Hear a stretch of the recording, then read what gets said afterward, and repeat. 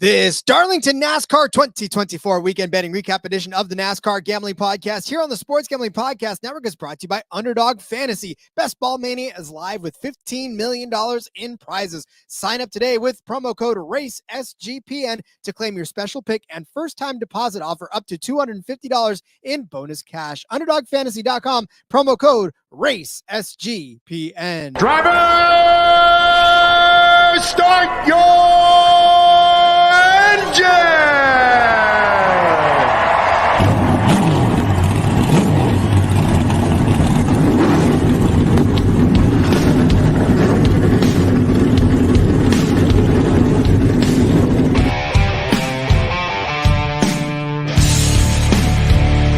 Strap in and pull those belts up tight as the Sports Gambling Podcast Network presents the NASCAR Gambling Podcast. I'll wreck my mom to win a championship. I'll wreck your mom to win a championship.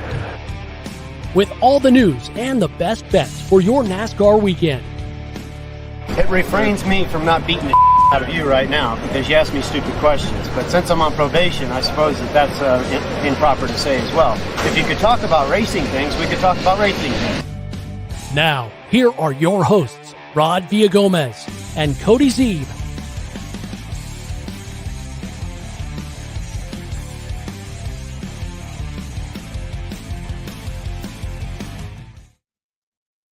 Welcome into another episode of the NASCAR Gambling Podcast here on the Sports Gambling Podcast Network. He's Cody Zeeb. I'm Rod Villagomez.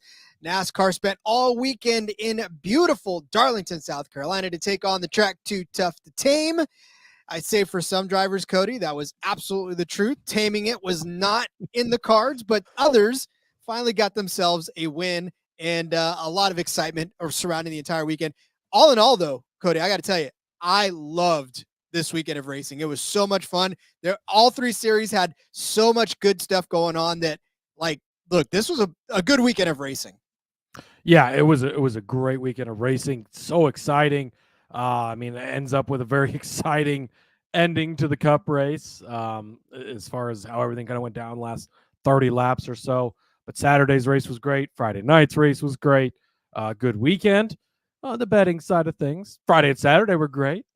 Sunday, we struggle. Well, and it's almost worse, Rod, when you're right about things and then they don't go your way. We'll get into quite a few of those, but we had quite a few bets that looked pretty good and then things happened and they didn't look so good or didn't hit. So, but that's how it goes. And luckily we had Friday and Saturday that were good days, but man, another great weekend of racing. Again, intermediates been killing it for us lately. This package and this car, it does great. Does well in the other series as well.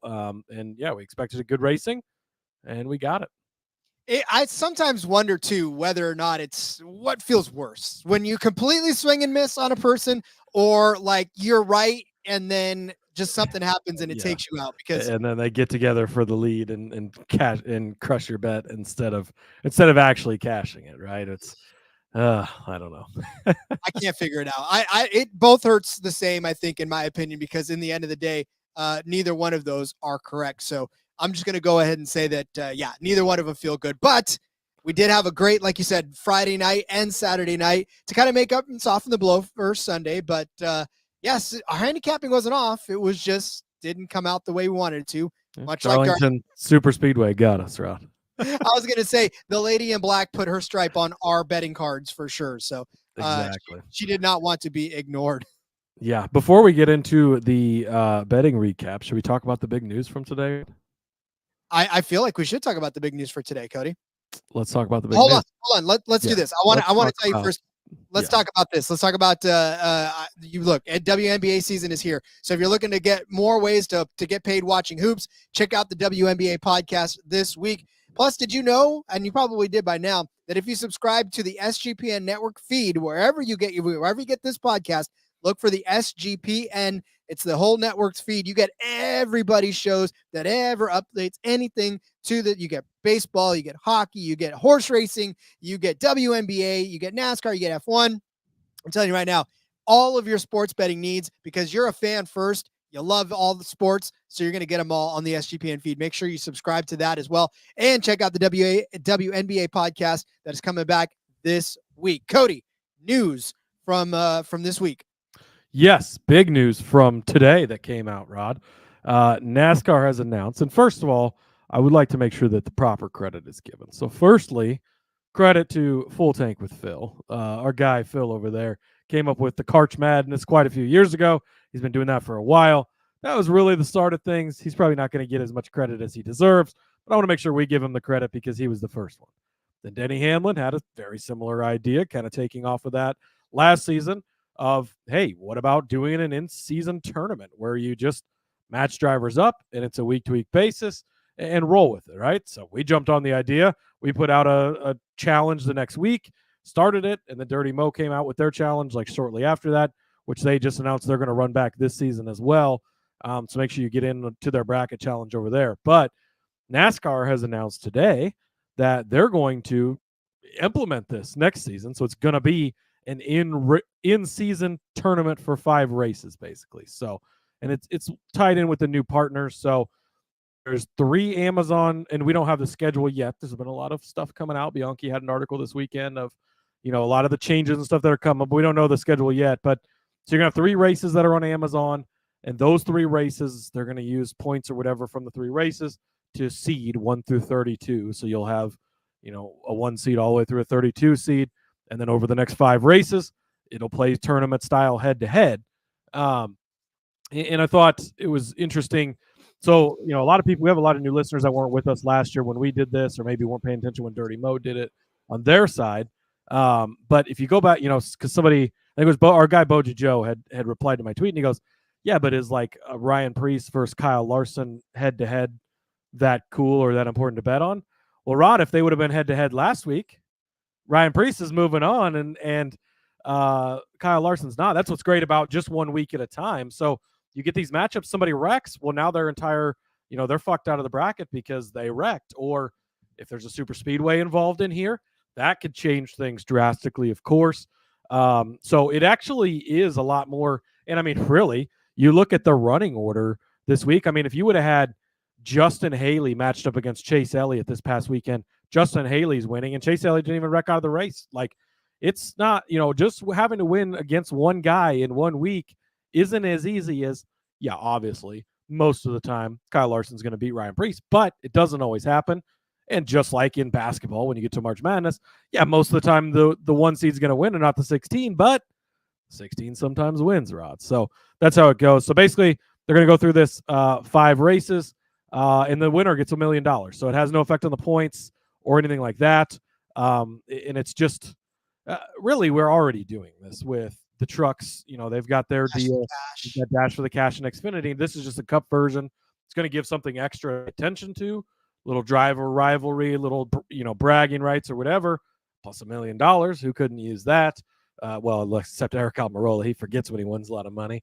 But yeah. And then from a gambling perspective, oh, buddy, like we should be able to bet on every single one of these matchups every week. We should get odds prior to the tournament of who's going to win the tournament, right? Like, step up your books. You got a whole entire year. This doesn't start till next season. Let's get this figured out because we should have odds to win the tournament. We should have odds to make the Sweet 16. We should have odds to win in the first round. We should have give us, Kyle Larson versus Ryan Preece head to head. Whatever the case is, let's give it to us to bet on. This could add a huge extra element to the gambling side of things, which would be great. But it'll be a lot of fun, and we'll give them something to talk about on TNT. And again, you're trying to find things to spice up this summer stretch where we're kind of just in the heat of things right now. And I think it'll be great additional storylines. So glad to see them embracing it. And again, shout out to Full Tank with Phil and Denny Hamlin for their ideas and coming up with this. I'm glad that you didn't just say per sources. We were getting this out there. I'm glad you credit your sources because too many people nowadays hide behind per sources. Yes. Anyways, yeah. How do you feel about that, Rod? No, I love this idea. I do because, like you said, last year when we were doing this just on our own, it added a whole fun element to it, and we were paying attention to more than just who's winning this race. We actually had those head-to-heads and in fact, our brackets got busted quite early in some cases because of the matchups that should have been a slam dunk for a particular driver, but did not become a slam dunk for them. And that was this 100% opens up a bracket challenge. So, I mean, I guarantee you, whether the bosses are behind it or not, Rod, we're going to have a bracket challenge. So you'll be able to fill out a bracket just like you do for March Madness.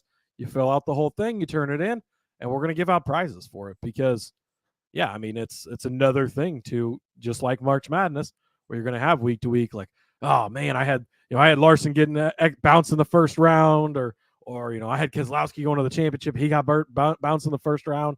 It's just as exciting as March Madness, and doing it with race cars week to week when anybody can beat anybody on any given week. So, yeah, props to NASCAR for getting that going. Love to see that next season. Imagine having either Elliott and or Larson going all the way, and then all of a sudden they get bounced in the first week. Woo, your bracket's toast already. JDK checking in the chat saying Ford winning manufacturer plus 320 was a steal of a deal. Sweat, but you got it. It was a steal though. King 601 saying cashed out on Ty Gibbs, top 3, Ty top Gibbs 5. showed up. And yeah, he ran a little car lift on Ty Gibbs. Love to see it. That's that worked out nice. Justin got Kez and Gibbs top 3. Andrew had a good day, had Ford winning at plus 400. RFK at 12. Brad top 5. Brad top Ford. Woo, you ran all the car lift on that one. So good job. All right, there's our recap for the Cup Series side of things. I'm glad you guys all did well. I'm telling you right now, James talking about excellent Darlington race. Yeah, we all agree on that one for sure. This was a hell of a lot of fun to watch. So, all right, well, let's talk about that bet, or let's talk about that race. But first, let me tell you about NYRA. Bet the second jewel of the Triple Crown with NYRA bets. Sign up today for a $200 deposit bonus with promo code SGPN200. Join now to claim your $200 deposit bonus just in time for the Preakness at nyrabets.com/SGPN200. Get ready for nonstop action with NYRA Bets evening promotions. Bet $50 each on Belmont at the Big A and any track with a first post at 6 p.m. Eastern on Friday for a $10 bonus, win or lose. Need more? Earn $15 bonus, win or lose, when you bet at least $75 on Belmont at the Big A at Monmouth Park. And visit nyrabets.com to opt in. It's not all. Score big with a 20% bonus on your ticket winnings by hitting an exacta on any or all races at Belmont at the Big A on Sunday. Feed your competitive edge with live money handicapping contests nearly every week. Enter the Friday Feeder contest to earn your entry into the next $300 contest, plus win cash prizes and seats into next week's contest with the NYRA Bets Saturday contest. Registration closes before the Belmont at the Big A. Third race post time on the day of each contest. Get in and get your bonuses at nyrabet.com/SGPN200. The NBA playoffs are here, and our sponsor, Underdog Fantasy, wants to make it a lot more interesting because Underdog Fantasy, let's face it, it's the easiest place to play fantasy sports. Playing their pick'em game is as simple as selecting higher or lower on player stats like points, rebounds, assists, and so much more. And of course, we know in the world of racing, higher or lower than the projected finishing position for your players. Make all the entries in basketball if you want, or mix and match across your favorite sports like NASCAR, like F1, like hockey, like soccer, like whatever else is out there. You can win up to 100 times your money, and it's a ton of fun. New customers are going to get a pick-up special in the lobby when you sign up. Plus, Underdog's running a ton of different promos, bonus cash airdrops, specials, giveaways, and more throughout the NBA playoffs. So make sure to follow at Underdog Picks on Twitter to keep an eye out. Underdog's available in 30 plus states, including California, Texas, and Canada. Not to mention they just launched Champions, their player versus player format in Florida. Sign up today with promo code RACESGPN to claim your special pick and first time deposit offer up to $250 in bonus cash. That's underdogfantasy.com, promo code RACESGPN. To James's point of excellent Darlington race, I think people seem to agree. So we had Jeff Gluck's good race poll was a new record last week with Kansas, 95.8%. That's 312 races over 8+ years, he said. And then Darlington right now, 93%, 15 hours left. But, 23,000. So let's see, 43,000 votes on the Kansas race. So it's not just a couple people voting, but we've had some pretty good racing these last couple of weeks, Rob. Yeah, we actually have. And honestly, that's kind of good for the sport. And with all eyes on Darlington after like the F1 race and everything like that from last week. Yeah, a lot of great stuff turning on. And of course, now that Kyle Larson's about to race Indy, more eyes are on both of those. So yeah, man, it's been a great couple of weeks for racing, and I'm pretty excited about the future. So, all right, Darlington, the Cup race, Goodyear 400. Brad Keselowski knocks the rust. Finally. Gets his win. I posted this on X, but even though I didn't have any money on Brad, so happy to see this for him. As the Miller Lite guy for a long time, obviously working for Miller Lite. I've always loved Brad. It's been great to see what he's been able to do. Again, as a longtime fan, also Roush back in the day for you new fans. Roush used to be a 5-car team, fucking dominating everything, winning championships, winning races all the time. Now they're kind of a lowly 2-car team. It's been struggling for years. And to see Brad, get over there and rejuvenate it. You've had Buescher win all these races. Now Brad finally, it looked like he was going to finish second again to Buescher. Like, oh my God, it was going to happen, but he finally got it done. So good to see him knock it off. And I don't know if you saw his daughter this morning, Rod, took the American flag to school so the kids could say the Pledge of Allegiance with the race-winning flag, which I thought was pretty cool. He always does the American flag thing, so pretty cool. But yeah, shout out to Brad for finally 110 races, knocking the door down and getting that win. I thought that was really cool that his daughter decided to take that to school to do the Pledge of Allegiance with, because that's, as fathers ourselves, anytime your daughter tends to take something that you do to pride and wants to show off to the rest of her friends, you take that and run with it, right? Exactly, because usually it's whatever, Dad. It's not that cool. Okay, well. Yeah, whatever. Shut up. I don't care. All right, so let's go over the betting card then, and we'll obviously, like we always do, talk through this race as we pull it down. You start out with that one same Chris Buescher. Yeah, Chris Buescher under 13.5 on Caesars, even money. Rod, man, what a bet this was, right? Great bet. He's up front all day long. He's up front at the end, 7th in both stages. He's on his way to winning this. Worst case, Reddick gets around and he finishes second. So easy cash on this, under 13.5. Oh, just kidding. He battling for the lead. They get into it, Rod, obviously documented well on what happened there. And really, I don't really fault either guy on that. I think Buescher made the mistake going in the corner. It got too high. I think that his mistake surprised Reddick, and Reddick overshot the corner as well. Tried to back out of it too late. Ends up screwing both of them, which sucked. Little scuffle afterward-ish. I mean, you pushed him, and that was about it. Smart of Reddick to keep his helmet on. Generally, it's, take your helmet off, be a man. But when you're that much smaller than a guy, maybe keep your helmet on and protect the noggin. So this was a good bet. Obviously, RFK showed up. They win the race, have fast cars and good speed. 13.5, an absolute steal, especially at even money. Circumstances at the end of the day got us, and that's just kind of how it goes. But you'd make this bet 10 out of 10 times again. Yep, and you cash this bet almost 10 out of 10 times, except for that one time where you didn't, and that's the one. But yeah, this had every bit of a chance of 13.5. That's when the guy is running in the lead, when the guy's about to win this race, then yeah, that's definitely a good bet. And listen, as somebody who tends to run his mouth and get into trouble nowadays, I suppose, I'm a short guy. I would keep my helmet on as well, because I guarantee you right now, one knock from anybody taller than me, I'm on the ground crying. So Tyler, I feel you, buddy. I'm right with you. I'd keep my helmet. I'd keep somebody else's helmet on. I'd grab his helmet and put it on mine. So yeah, definitely a good call in pit lane to keep the brain covered in that instance. So and look, that really was a racing thing. You can't blame Reddick for that. You can't blame Buescher for that.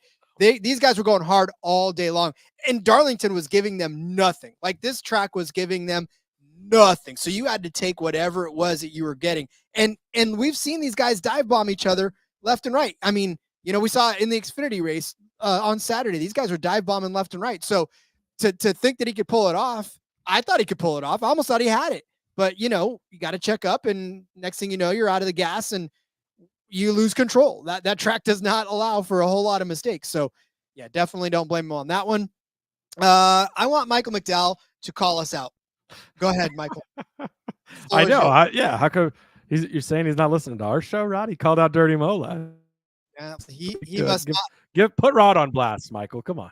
Put me on blast. I swear to God. I'm sorry that I ever doubted you, man. I had Michael McDowell over 20.5, which means I thought he was going to finish worse than 20.5. Look, dude turned in a top 10 finish.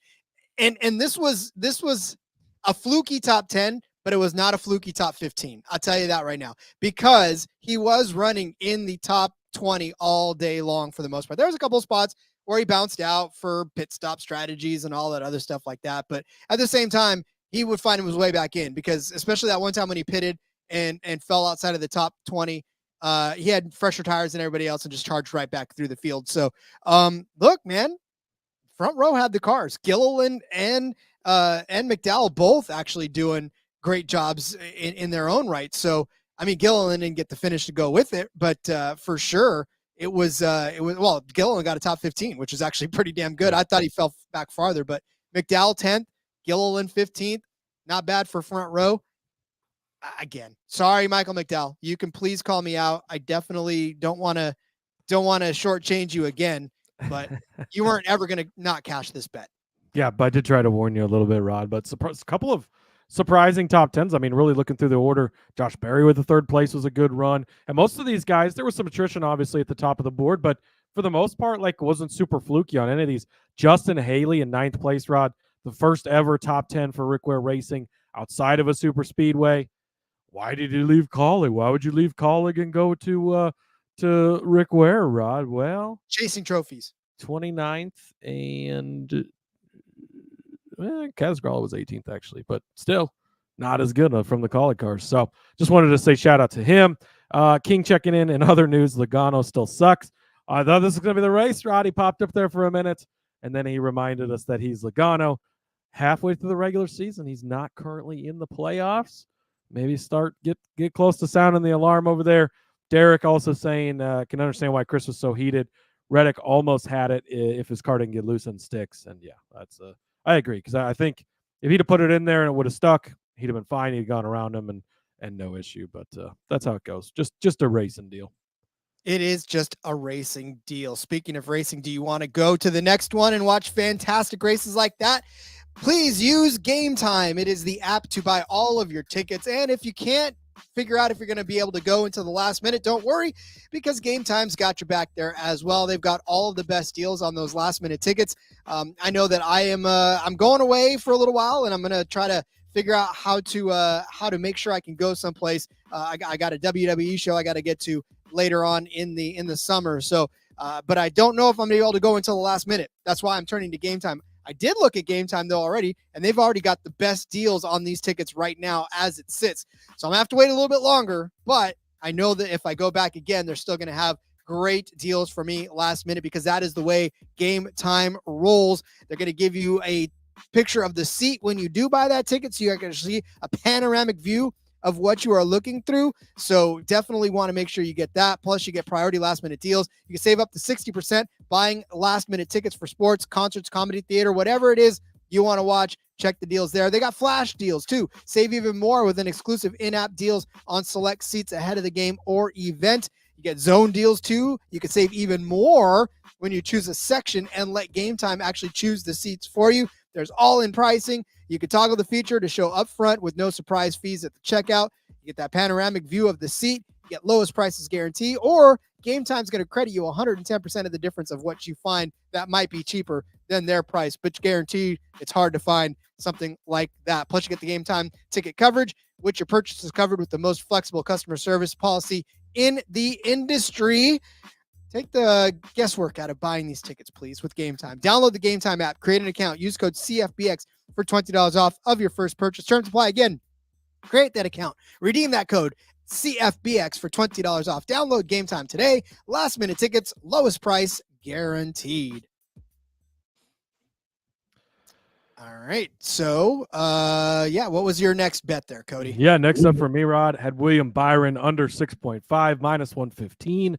Was William Byron in this race, Rod? I have no idea. I don't remember seeing him all day long. But does William Byron finish in 6th place at the end of the day, because he always shows up at the end of the day and he's right there? Abso-fucking-lutely. Cash this one. Just kind of strange. Like, he wasn't really super fast. He just kind of hung out all day, right? I mean, he was top 10 in both stages, but not really competing for the lead. After starting 5th place, just kind of hanging out, and there he is, 6th place at the end of the day, just like you want him to be. That's kind of the thing with William Byron, is he's very reliable and he'll show up. with Larson, and we talk about this so much, and it happened again this week, Rod. It's boom or bust with the guy. Like, he's going to win the race, or he's going to wreck the car. It ends up being one of the two. This week it was wreck the car. But with William Byron, he's going to jump up, have these big wins for you, but then it's not a bunch of DNFs. It's not a bunch of bad finishes. If he doesn't have the best car, he's going to do what he can with it, get you to top 5, top 6 at the end of the day. That's all you needed this week. So William Byron under 6.5 did cash for me. But Byron he started in the front couple of rows. And in fact, he started in the front row a couple of times too. Him and Kyle kind of got into it. I know that Byron led, was Barson. There it is. That's what happened. Yeah, that's right. I forgot about that. That was the one time you saw him on TV. Was Byron in the race? Asked Truex Jr. and Blaney, your brother, checking in. Okay, yes, good point, because he did take out half the field, which he's done a number of times, and maybe that's part of how his strategy on getting to the end is if you take all the other cars out, then you can be there at the end of the day. I guess that's whatever works, man. Well, and that's what it was too, because he was jockeying for that position. He slid through. Blaney did not, and Truex. Well, yeah, Blaney giving it everything on the radio, talking about how disappointed he was in all of that. Speaking of disappointed, Nick Fortune very disappointed in Noah Gragson and Chase Elliott. We'll be getting to both of those in a minute. We'll get there. All right, I had Tyler Reddick over Martin Truex Jr. Another fantastic call. This one was definitely going to be cashing. This one was cashing all day long. Then Truex wrecks, and you're really cashing this, Rod. It's not even close. What I'm saying, I was like, Truex gets out because of Blaney and Byron. I was like, man, this is fantastic. Well, then Reddick decides he wants to get into it and crash and let himself get out of this. So frustrating. 174 laps. Tyler Reddick was cashing this bet, and even more on top of that, especially with Martin Truex Jr. getting in his scruffle later, but did not happen. Martin Truex Jr. ends up finishing in 25th. Tyler Reddick finishes in 32nd. I'm so pissed. This one should have cashed, because even if they would have gone and maybe slid back 4 or 5 positions, Tyler Reddick would have still cashed his bet. So yeah. I mean, once Truex got all the damage, which we'll talk about in a few when we get to my bet on him, like you were golden on this. Even if Reddick doesn't win the race, he's going to finish first, second, third, somewhere in that range until he doesn't. And that's just how it goes sometimes. We've been on the good side of that. We've been on the bad side of that. Kind of on the good side of this one, Alex Bowman, top 10 at plus 160. He was not top 10 all day long. I mean, he was kind of running around 20th, maybe get up to 15th, and that was about the max of what you were getting from Bowman. I really didn't think this bet was going to cash. Found his way up into 8th at the end of the day, so it does cash. And again, he's one of, much like his teammate in William Byron, one of those guys that's reliable, and it's not always flashy. He's not going to be as fast as Larson. He's not going to be as fast as Byron. It's going to be about in the top 10 at the end of the day, plus 160. I bet we've hit on multiple times this season. He continues to get it done. I bet I'm going to continue to place if they're going to continue to give it to us. So yeah, Alex Bowman, top 10, plus 160. Not the sexiest of bets, but hey, sometimes you're on the good side, sometimes you're on the bad side. Yours was on the bad side. I'll take the good side on this one.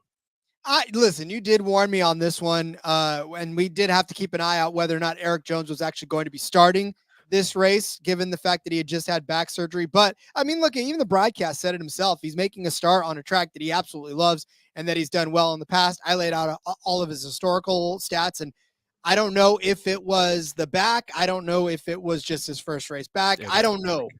Well, maybe. Who knows? But I just hope so much that, not to get ahead of your bet here, but I hope so much they disrespect him in the fall when we get here, because that's going to be the time to get on him with the extra 100 miles.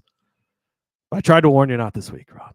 You did, but I still put my heart into Eric Jones as a top 10 bet at plus 120 because it was still plus money on a track that he had a whole lot of success on. Eric Jones did not have it. He like I said, it could have been his back. It probably was his back. He did finish 19th. There were spots where he was in 14th and was he? Oof, I don't remember. I forgot Eric Jones was in this race, Rob.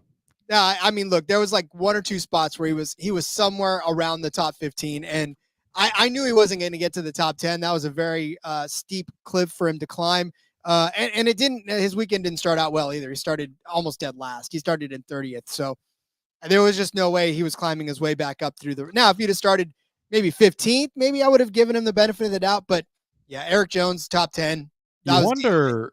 I'm trying to think. I'll have to look. I don't remember if he's qualified for the All-Star race. Yeah, he probably actually is. So maybe he will race this weekend. I don't know. I'll have to look at that, I guess. But because I was thinking maybe he takes this week off if he's not, but he might already be locked in because I think it is winners from the last 2 years. So Bowman was plus 200 after qualifying. Thanks, Zeeb, for pushing me the right way, says JA. It was a sweat because, as King says, Bowman was surprisingly trash all day. He really was. But like Derek said, he can sneak a win, but will run good quietly. And then, yeah, that's kind of how it goes. So, hold on, I gotta respond to this one.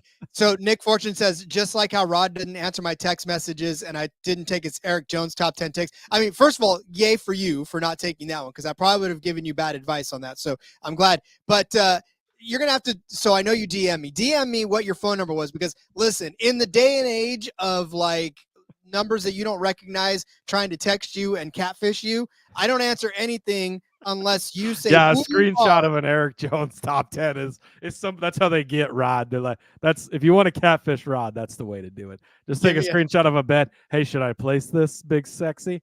And he'll fall for it every time. Every time.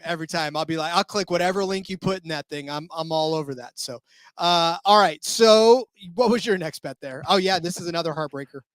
Yeah. Well, I don't know. Noah Gragson top 10 plus 225.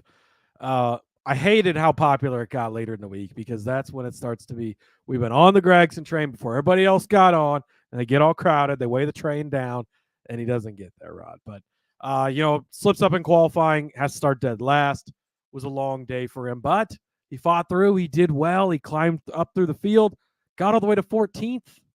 Guys like Justin Haley got top 10s. Michael McDowell got top 10. Josh Perry got a top 10. So if Gragson had started better, I think that he really, truly would have gotten this top 10 at plus 225. So he's going to be a guy I'm going to continue to target going forward. Hopefully we keep getting good numbers on him. But yeah, at the number, not sad for a guy at plus 225 that finishes in, in 14th place, being not that far outside of the top 10. So sucks, but I'll take it. And it does make you wonder how much better he would have finished had he started closer to the front too, because he did have a fast car. He was in contention for a top 10 for most of the day. So gotta love it. Speaking of in contention for a top 10, Busch or Blaney, top 10 plus 320 for both of them to be there. Blaney obviously starts with his concerns. He starts in 17th place, but then through that pit strategy, through the what he did, I think he ran super long, and got his tires back and charged all the way up to like 6th place. Had himself inside the top 10. Buescher, obviously a solid top 10 car all day until the end, but Blaney got taken out through that Byron and Truex exchange, and then Buescher got taken out by Reddick. So neither one of them finished inside of the top 10, but damn it, they were both cashing this bet. Plus 320. I feel like if Blaney would not have gotten taken out, he would have continued to stay a top 10 car all day long, because he had speed. I mean, he was actually, once he finally got into the right strategy for him, he was hanging with everybody. There was no way I think he was falling outside of that top 10. And we know Buescher, right? Again, if Buescher hadn't gotten taken out, he probably could have won the race, let alone finish inside the top 10. So I still would place this bet, especially at plus 320. Just sucks, man, to have it taken out by Blaney getting taken out early and being the first one out. And then, of course, Buescher getting taken out later on in the race. What was up with Ryan Blaney? If you're going to go after Bowman or Byron, go on after the track. Don't just drive up next to him and wave hello. Like, go fucking hit. I mean, if you're going to do all that, then just go hit him or something. Whatever. I guess maybe somebody was in his ear saying, don't do it. And he listened to the good angel instead of the devil on the other shoulder. I don't know. And obviously there's some family connections there, as William is dating Aaron Blaney, I think. I don't know if they're married. I think they're just dating, but yeah, William Byron dates Ryan Blaney's sister. So that's a whole other element. Maybe Thanksgiving will be weird, but I think he was pretty frustrated. And yeah, the deal that happened there was kind of how it went. So I don't know. This was, I mean, I don't know if the Blaney end of this would have held up necessarily throughout the day, but it wasn't looking bad. And the Buescher part of it, obviously, until late, looked really good. So King checking in. Bowman's on the fan vote list, so he's not in the All-Star race. Jones is who I was wondering about, and he is not in the All-Star race. So I'm curious if Eric Jones will even race in the Open, or if you just have them sit out another week to let that back heal up more for a non-points event. I would think that would be the way to do it, but I don't know. Nick wants to know if he refers to you as Big Sexy from now on. I've always referred to Rod that way, so if you would like to start now, that'd be fine. But I will say that I did have a friend of mine once refer to me as Rod Sexy for a majority of the time that we were friends. So yeah, I guess it's without not without precedent. There you go. Well, called my shot with Chase Elliott. Rod tried to run the car lift here, and things did not work out. So I'm still torn on this one. He started so poorly, but we've seen that, like, he was able to fight back through that at Kansas and it was fine. He's been able to fight through it other places and it was fine. They've not been qualifying well this season, which is definitely a thing. I mean, he fought all the way back, so it starts 31st, fights his way up. Then he gets just a long stop. I think it was a super long stop. Goes all the way to the back again, and you're like, yeah, all the progress he made, it's just out the window. Still fights back to finish 12th, especially with kind of the attrition at the top with Larson going out, and then Reddick and Busch are getting together. Like, I think he could have gotten up there and had this chance. The top Chevy part of it, William Byron finishes 6th and is the top Chevy. Elliott was plus 650 to be the top Chevy. Again, you're banking on, is Larson going to get to the end? He doesn't always get to the end, and he didn't.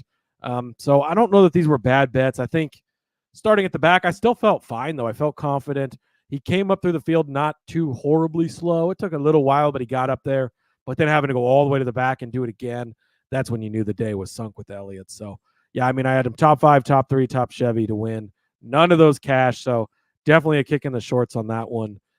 Just unfortunate kind of how things unfolded for Elliott, and wasn't his week.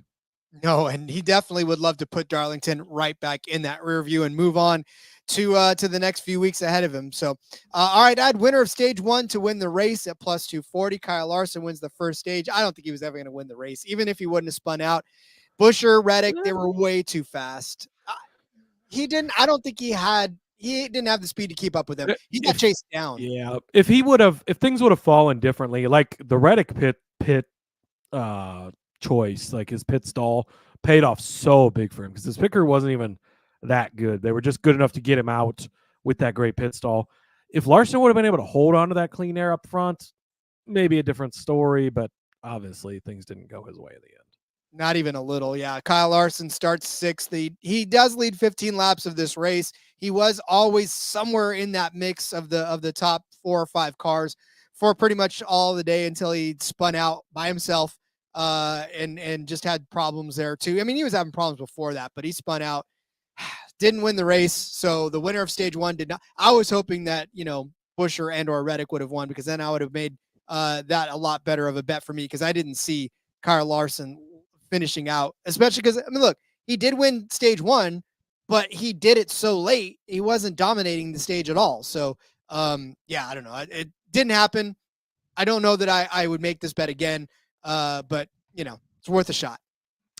Yeah, that's how it goes. Was it on the TV broadcast? I think they shared a crazy stat about the stage 2 winner hadn't finished better than like 21st or something.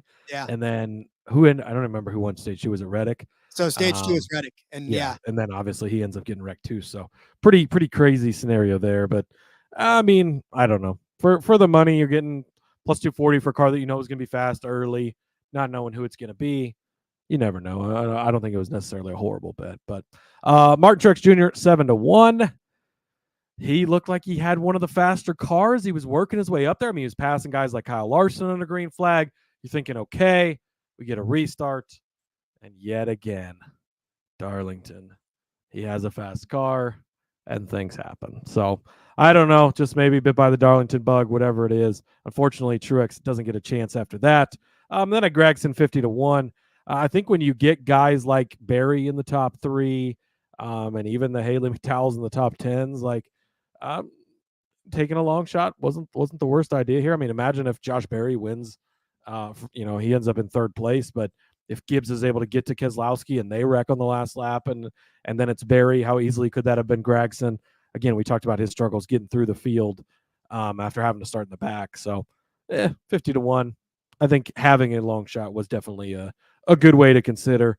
And again, I think with Keselowski winning this one, with the unpredictability week to week, just so hard to bet these guys at plus 400, plus 450 every week.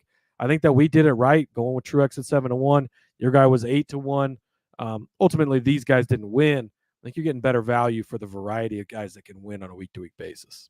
And it wasn't as if my guy was William Byron. I took him to win at 8-1. And while they weren't in the mix to win, I mean, they each had a shot to try to be that, maybe a couple more adjustments here and there.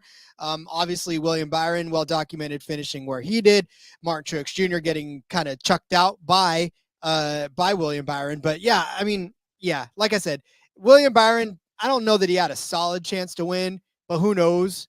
Had the race gone on a little longer with him not getting in a scuffle. I mean, granted, he didn't get a lot of damage out of it, but just didn't feel like the car was the same after that. So, yeah, not necessarily hating the William Byron pick. I just wish that it would have turned out better for him. Maybe if he'd have started better, maybe he would have been able to do it, but who knows? Nice. Yeah, it's not that bad, but yeah, but I think a front row start for him would have made a little bit more of a better thing for him. So, all right. Let's turn our attention to the Crown Royal Purple Bag Project 200 Xfinity race from Darlington. Justin Allgaier. Pianos fell out of the sky this week, Rod, but did not land on Justin Allgaier. So lucky there. He does get the win. Yeah, we'll just kick it off. I had Chandler Smith top 5 plus 140. I was very wrong on Chandler Smith. That's really all I have to say. I don't really know. Practice and qualifying gets rained out. You think this is great because it puts William Byron in the back. He's going to have to fight his way up there. It's going to be a struggle for him, which it turned out to be. Chandler Smith is starting on the front row, starts second place, fastest car, best driver. Here we fucking go. And just like he dropped a fucking parachute when they took the green flag, and you never really heard from him. I don't know. He wasn't great. Then he gets a removing equipment penalty, from pits. So he goes to the back. He fights his way back to 12th. But this never had a shot in hell. Top 5 at plus 140. I thought this was the gift of all gifts. This was the bet to make.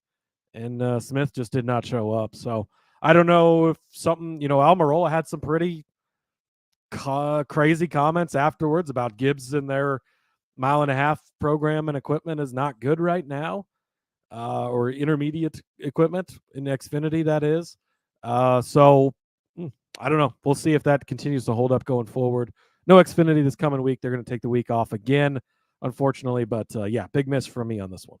And look, and Chandler Smith, like you said, that parachute dropped, the gas can dropped, like everything was not going Chandler Smith's way in this race whatsoever. And maybe no practice and maybe no qualifying hurt him in a way that, his car, he couldn't figure it and diagnose his car and get it fixed before the race itself. So, yeah, I mean, it's tough to drive a car that isn't good and try to drive it better than it drives itself. So, all right, my first bet was Jesse Love over Brandon Jones. Jesse Love finishes in 8th place. Brandon Jones finishes in 10th. There were points where actually Brandon Jones was nipping at Jesse Love's heels. In fact, I know there was a couple of times where they were right back to each other. Brandon Jones, I watched the ticker and Brandon Jones would overtake Jesse Love and I'd throw something at the television and then Jesse Love would come back out and take Brandon Jones on again. And so I'm glad for that last run because that last run was where Jesse was able to put put at least one car in between him and Brandon Jones in the form of Sheldon Creed. But yeah, Jesse Love started 12th, finished 8th, a pretty good run for that 2 car, finished 8th at the end of stage 1, 7th at the end of stage 2. He was just there. He was a top 10 car for a better part of the day. And Jesse Love was fantastic at it. Brandon Jones, on the other hand, like he had his issues. He started inside of the top 15, but he floated outside of it and then he came back in and then had another stint where he was, because again, there was a lot of green flag runs in this. There was only 5 cautions, and of course 2 of those were stage breaks, so only 3 for cause. But yeah, I mean, there wasn't a lot of breakup of this race and a lot of green flag run. So for Brandon Jones, he was able to get himself back up in and around the top 10. But yeah, I mean, Jesse Love continues to impress. I'm pretty happy with that. I'm pretty happy that one cashed. Yeah, absolutely. Good call by you. Sam Mayer, top 5 plus 220. I did get this one correct. Mayer's figured things out. They got rid of their piano problem over there in the one car, and he's been running well. So cashed the top 5 plus 220. Had him top Chevy plus 750. He ends up being the third Chevy on the day. If Allgaier has an issue, maybe Hill with an impressive second place run, which we'll get to in a minute. But yeah, the Mayer top 5 at plus 220 was a good call. Top Chevy at plus 750 for a guy finishing inside the top 4.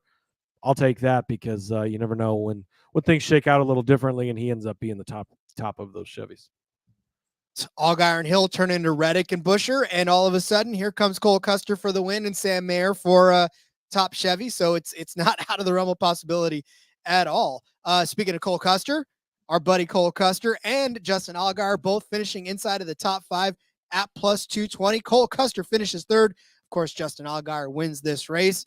Cole Custer, man, started on the pole. I don't think he led 21 laps, obviously, kind of to start off this race until AJ Allmendinger ran him down for one during pit cycles. And then, of course, Austin Hill jumping up there, and then Allgaier took over the race after that. But, Cole Custer, really solid run all day long, just a car that was always there and always making his presence known. So, yeah, I'm just glad they both finished inside the top 3. I wish I would have put them in the top 3. That would have been the bet to make.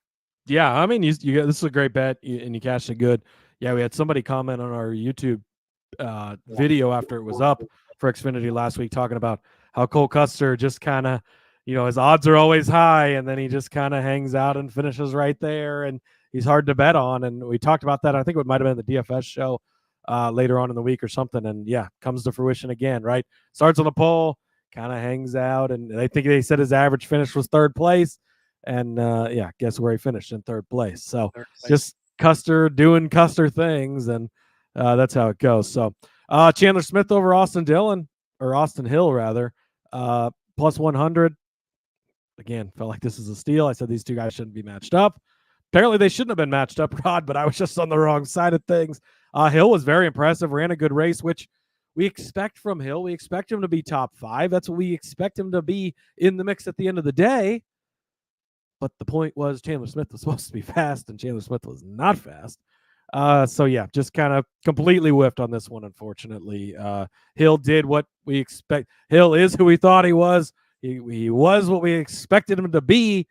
Just Smith was supposed to be better, Rod. So it's when you've got these reliable guys like Hill, like Byron, probably not too good to bet against them head-to-heads. And I think that's a lesson that's again, that's why we do these recap shows. Maybe don't bet against Austin Hill because he's going to be there at the end of the day. I should have realized that. I did not realize that. And, I realized it, but I was wrong on the other part of things. So, yeah, again, I completely fucking missed on Chandler Smith this weekend. So, my apologies on that. Well, again, and you said it during the handicapping. I mean, you said Austin Hill probably could have a top 5 day, but Chandler Smith is going to be in contention for this win. So, it's hard to really argue against that logic. So, just don't ever let me take John Hunter Nemechek ever again in another race that he's in. I had him as a top 5 car. Maybe not in the 26 car. Well, but it wouldn't have mattered. So now it makes me wonder if the, just him qualifying 34th did a number on him, right? I mean, he could have, if he'd qualified better, maybe he'd have been better. I don't know. I mean, they didn't. Yeah. And so what do we do at this point? You know what I'm saying? Like, whatever. 34th. They didn't qualify. What am I talking about? If he would have not started 34th, maybe they would have let him qualify.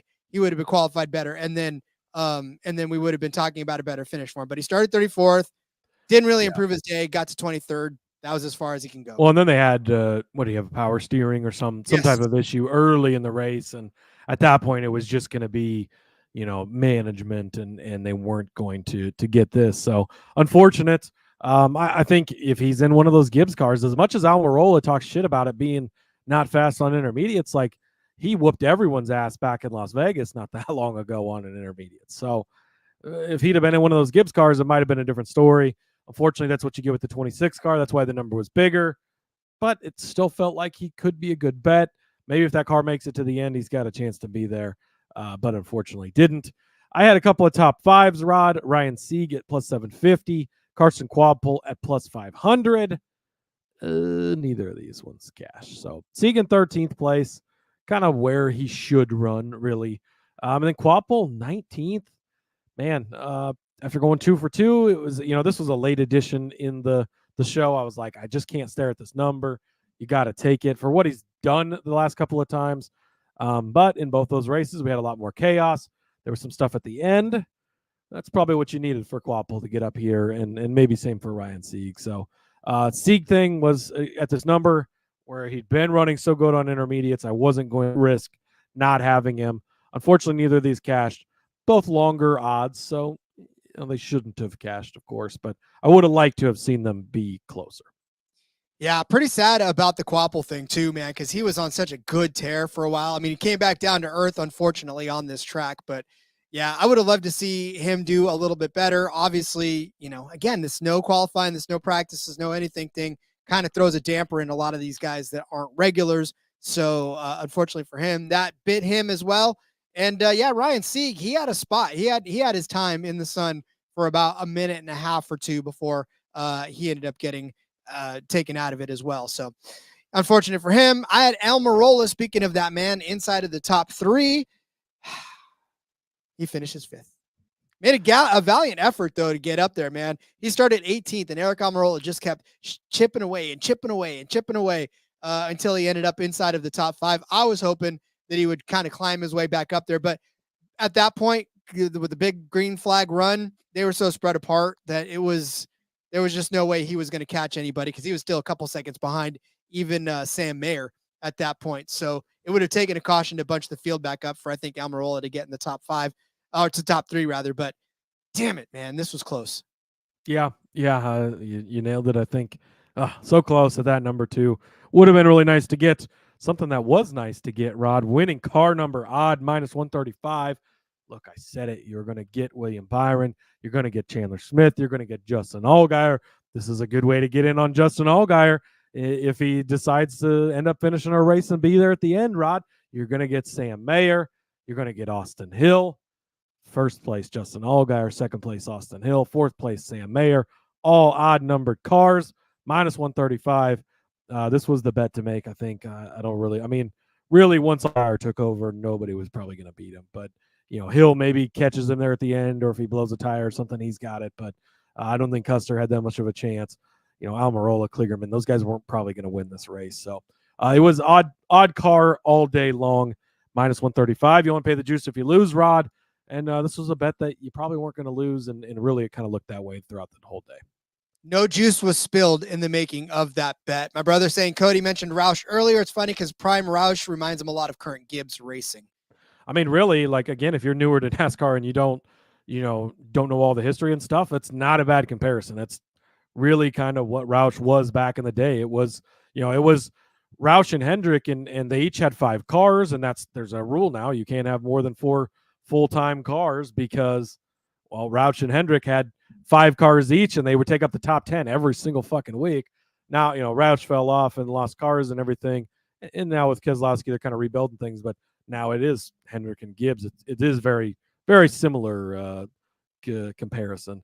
Your brother wants to know, for betting purposes, is the 0, 00 even or odd?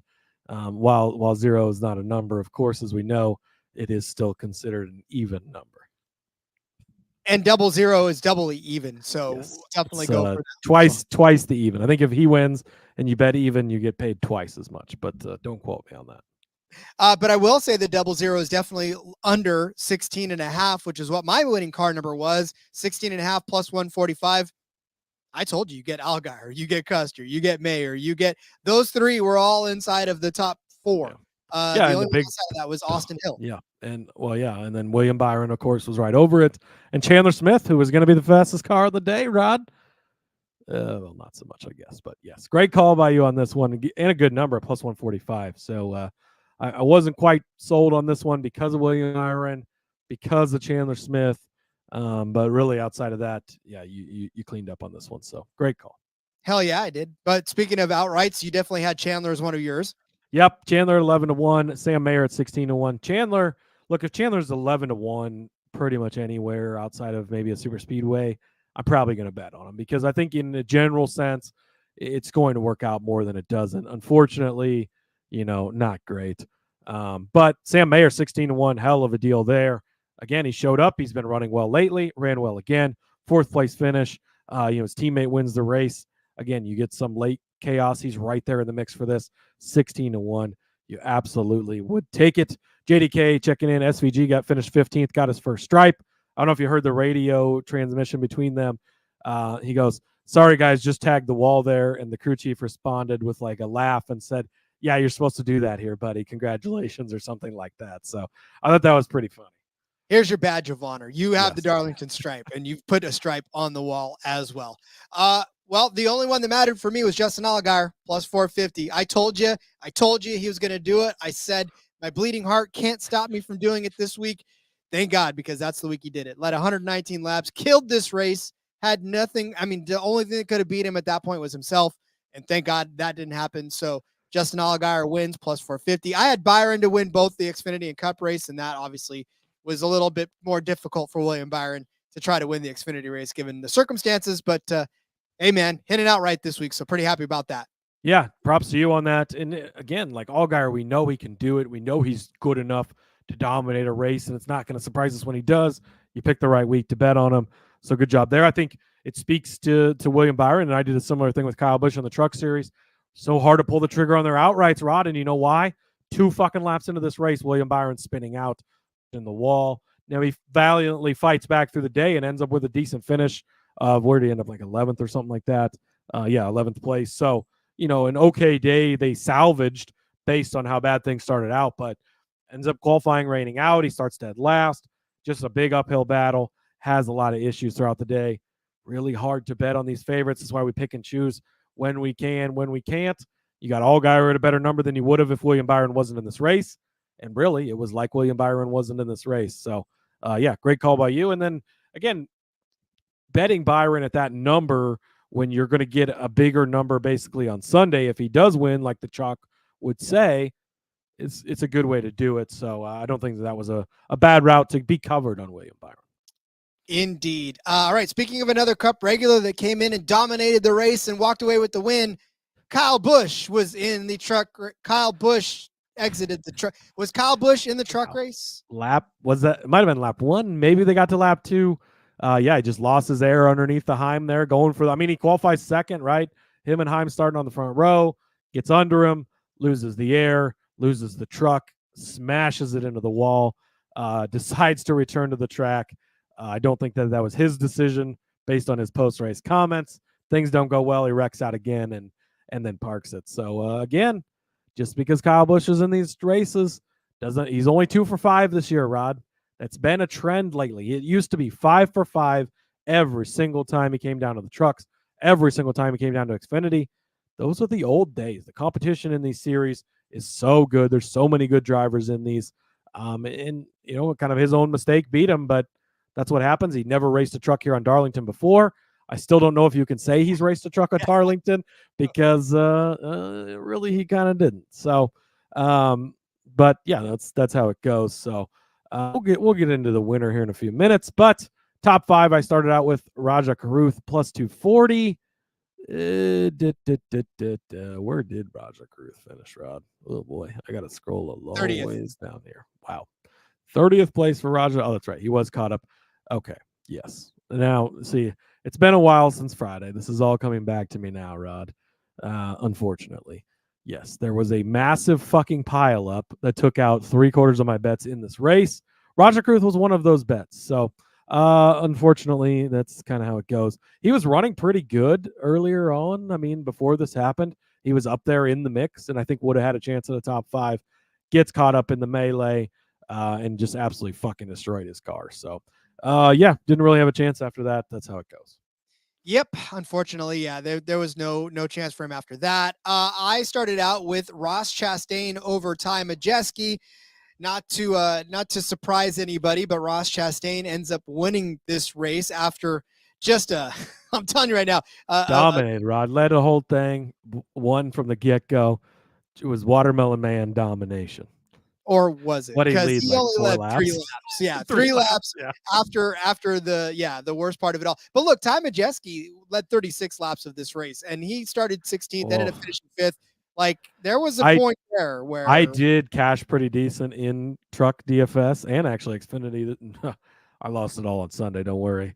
Majeski was one of my plays that I went with. I beat Dos Flacos in our weekly Discord thing, playing Majeski, which was kind of great because he's a big Majeski stan and always giving him crap for that. So, yeah, Majeski looked really good and looked like maybe he would have a shot at this one. But Chastain gets it done in the end, cashes for you. I had Chastain top 5 plus 140. It was not pretty, Rod, by any way, shape, or form. I mean, he was 6th after stage 1 and 8th after stage 2. So he was hanging out around there, right? Luckily avoided the chaos, ends up winning the race, so he easily cashes the top 5 at that point in time. But it wasn't a for sure thing throughout the day. But he was hanging around there, which is, again, you didn't expect him to come out and be the fastest truck. You expected him to hang around and be a good truck. And because we know that those Nice trucks can be good, that's what he did. Cashes the top 5 at plus 140. Yeah, this next one didn't cash for me. I had Tyler Ankrum over Grant Enfinger. Enfinger actually put together a pretty decent race for what he's been lately. I mean, he started 9th place. He ends up finishing 16th on the day, but boy, if you're Grant Enfinger, it's kind of what you take. Tyler Ankrum, on the other hand, just came out flat, started 24th, ended up finishing 26th. He was running at the end of the race. However, he did get kind of tagged. And, yeah, it was limping across that truck of his. It wasn't, yeah, there was nothing for that 18 team at all. I don't think they were really ever in contention for a top 10, let alone a top 15. So good on Ankrum good on Enfinger rather, to be able to put together. Well, Enfinger was 2nd when he had to pit. I mean, because remember he cut a tire. I think he was 2nd or 3rd at that point. Yeah. Had been battling with the leaders and stuff. So he led laps too. He led just an impressive run by them. Unfortunately, cut short with the tire issue there, but. He did still beat your Ankrum, which was unfortunate. So Corey Heim, top 3, plus 110. Oh, what a good bet this was, Rod. Dominates the majority of the day. Wins stage 1, wins stage 2. By the way, Roger Cruz was 2nd in stage 2 for the record also. But wins stage 1, wins stage 2. He's well on his way to victory. Kyle Busch out of the way early. He started on the pole. Everything was looking good for Corey Heim, Rod. And then the accident happened, and he finishes in 28th. Hey, it's racing. It's how it goes. Sometimes you're on the good side. Sometimes you're on the bad side. Caught on the bad side on this one. Very much on the bad side of that one for sure. There's not much more you can say about that one that we won't say here in a little bit. But my next one was Tanner Gray, top 5 car at plus 900. Stop the race right after qualifying. That's all I want. Just don't make them run a single lap and we cash this bet. Tanner Gray qualifies 5th. Like, what? I mean, how great is that? And then, of course, Taylor starts 3rd on the grid. So it's a 3rd place start for the Gray, or top 5 starts for the Gray brothers. And you're thinking to yourself, man, this is great. Only problem is they have to run the race. And Tanner ends up finishing 10th, which, again, for 9-1 for a top 5 car, and he only finishes 5 spots out of that. I mean, that's great value. So, but Tanner just didn't necessarily have the speed to keep up with everybody. That was the only problem. And Taylor finished as an 8th. So, again, a top 10 finish for both of those guys. That's great for the Gray brothers, who are now looking like they're back on track. And Tanner, really, again, like I said, this track has always been good to him, and he's always been good for it. So the fact that he was that close and he did start inside the top 5 was great for me. I just wish he could have kept it and hung on to it. But yeah, he didn't have the speed that these other guys had to and even in the end, when all the stuff went haywire, right? That's kind of why he ended up in the top 10, but doesn't matter how you end up there. It's just a matter of, and in fact, that you started there. So Tanner Gray, I'm going to keep my eyes out for older brother this time around. Yeah, he's a guy we're definitely going to have to continue to watch. Matt Crafton over Stuart Friesen, Rod. Easy peasy. This was a great bet. Stuart Friesen, again, not that good. Finishes in 14th. Matt Crafton, 6th place in stage 2. And then he was caught up in the melee. So unfortunately, don't cash this one. But in one where it was the correct bet, Crafton was definitely running better than Friesen throughout the day until he gets in that wreck. And unfortunately, didn't have it. He was destroyed at that point in time. That's how it goes. Top 5 for Crafton as well, 6-1. 6th place in stage 2, Rod. I'd say he would have had a chance at the end of the day to cash this. Again, fucking Chase Purdy finished 6th in this race. So that kind of speaks to how things unfolded here.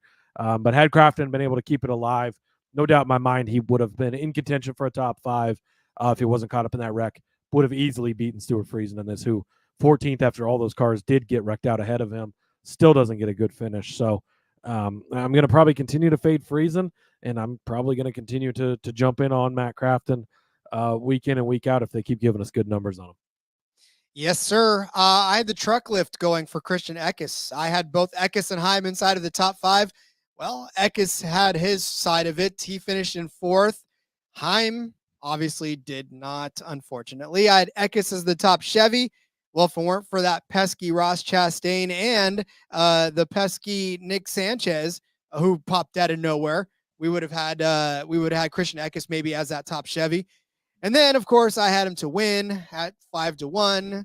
Christian Eckes was leading late in this race. Then Ty Majeski ended up leading. And then, of course, we all know what happened after that.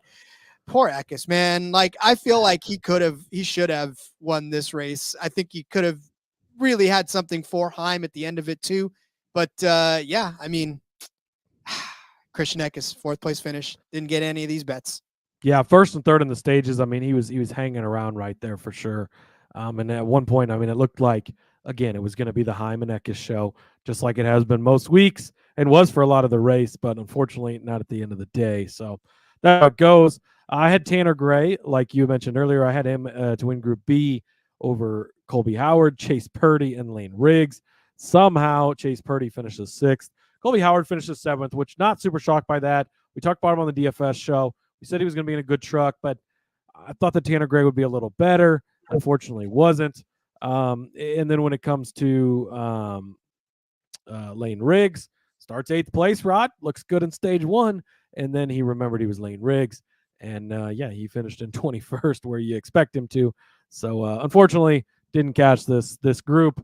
But, man, if you go into this race telling me Tanner Gray finishes in 10th place, I know that coming in, and this is the group, I'm for sure placing this bet. So, yeah, just a kind of an outlier day by Purdy. Howard was the wild card we kind of expected. So unfortunately didn't hit this one. Yeah, Howard, I picked him on the DFS episode, so I was very excited about 18th place start, 7th place finish. Great job for Colby Howard on the day. Love that one. I had winning truck under 11.5 at -120. Don't even want to talk about it. 45 wins the race. That's where we're at. I don't even want to talk about it. Corey Heim should have won this race. This should have been Corey Heim's win. So I'm heartbroken. I don't even want to talk about it anymore. So that didn't cash. Who won the race, Rob? Ross Chastain, my friend. Oh, he did. Plus 850. Ross Chastain. I really struggled on this. Rod took Heim as who wanted a plus 450. I waffled back and forth. Should I take Kyle Busch? Should I not take Kyle Busch? I decided. I did decide to take Kyle Busch to win the truck race and the cup race at 45-1. I felt like you were getting the better value there, which ended up being the better value for sure because he doesn't even win Friday, so it's out the window anyways. But Ross Chastain plus 850. I said he would probably hang around. Saw that truck finish 3rd place at Kansas last week with, I don't remember who was driving it. I think it was Caden Honeycutt. But to the point that I can't even remember who was in it, and then finished 3rd, to putting Ross Chastain in it. You knew he was going to be there at the end. He only leads 3 laps, Rod, but he led the most important one. That's what matters. And Ben motherfucking Rhodes, 35-1. I told you he was going to show up. I told you he was going to be good. I had no data to back it up. It was all about the gut, Rod. 3rd place. Oh, I was rooting so fucking hard for Ben Rhodes at the end of this race. I could smell it. I could feel it. I could taste it. I should have took him for a fucking top 5. I was pissed at myself for that because I didn't. But when a 35-1 finishes in 3rd place, you feel pretty damn good about it. So, yeah, Ross Chastain plus 850 was a good start to this weekend. Cashing that and having your 35-1 be in the mix at the end and finishing in 3rd place, you'll take that. You certainly will take that. I actually, so I'm watching this last part where Dean Thompson takes out Corey Heim because I'm looking at my Corey Heim bet to win this race, and I watched it all go in flames as Dean Thompson tags him up into the wall. And yeah, I mean, look, Corey was playing back with the squirrels and got his nuts cracked. So I love that phrase. I'm gonna probably use that one for the rest of the season until it gets old. But yeah, I had Corey Heim plus 450. Look, your Ross one was great too. We did talk about the fact that it was essentially, if Kyle Busch doesn't come in and win this, then it's going to be somebody like Ross Chastain or Corey Heim. So granted, we had the outrights kind of nailed, right? We definitely had the outrights nailed on this one. I just came up on the Dean Thompson side of it, and you did not. So good on you. But yeah, that was, again, fantastic racing all the way around. Yeah. Just so much fun to watch this weekend. Even though heartbreak took us all on that one wreck in the truck race. But yeah, I mean, what are you going to do? That's racing. That's how it goes, Rod. Trucks are back this weekend in North Wilkesboro. They're the only of the 3 series that's running for points this weekend. It'll be a regular race week for them. So make sure you tune back in. Hopefully Wednesday we'll have odds for that, be able to get you a show on that.